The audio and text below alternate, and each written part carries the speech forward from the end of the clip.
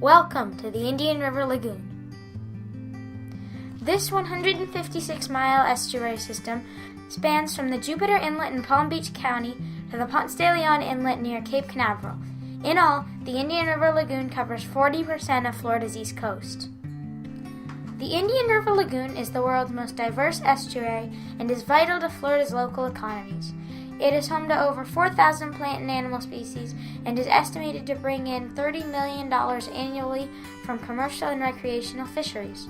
The lagoon also serves as a watershed for Florida's $2.1 billion a year citrus industry.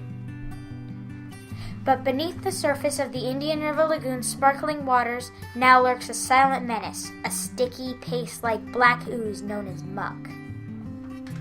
What is muck?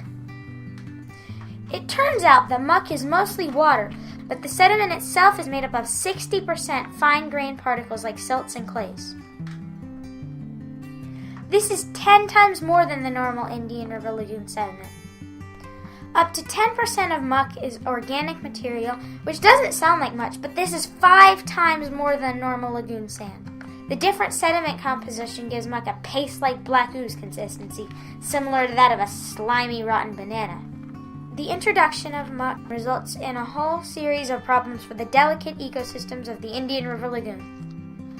So where does all this muck come from? Unfortunately, the increase in muck is a result of human activity.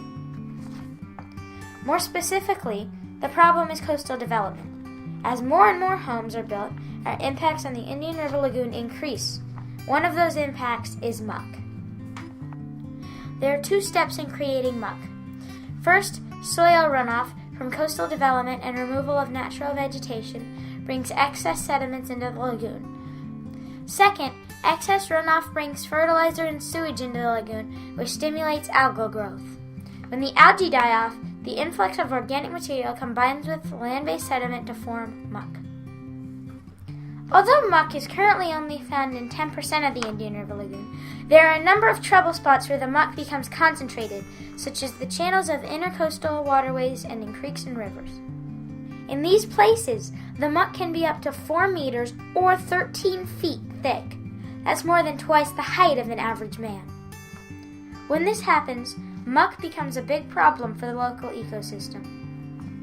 As the muck accumulates, it smothers everything growing on the seafloor, and important habitats like seagrass are destroyed. As a result of the muck problem, seagrass habitats are severely threatened in many parts of the Indian River Lagoon. Seagrass in the lagoon has been reduced over 40% since 1940, partially due to muck. And because of this, once productive seagrass beds are now desolate mudflats. Loss of this habitat means that certain areas of the lagoon can no longer support marine life. Additionally, the muck increases nutrient loads in the water, which provides food for nasty bacteria, allowing their populations to explode. With the seagrass gone, there is less production of oxygen. As the bacteria populations grow, they remove the remaining oxygen from the water and create an oxygen-depleted environment where animals like fish can no longer survive. Muck is just one symptom of the problem of coastal development, which affects all coastal ecosystems. But luckily, many of the solutions are simple. In the Indian River Lagoon, the St. John's Water Management District has already begun projects to reduce the muck in the lagoon through dredging. But there are lots of little things that can be done to help. If you live on or near the coast, collect your lawn clippings rather than letting them enter the watershed. Limit the amount of nutrients you use when landscaping. Also, you can plant natural vegetation to help control runoff. Most importantly, contact your local government and make them aware of the dangers of unregulated coastal development. In short, learn from the story of the Indian River Lagoon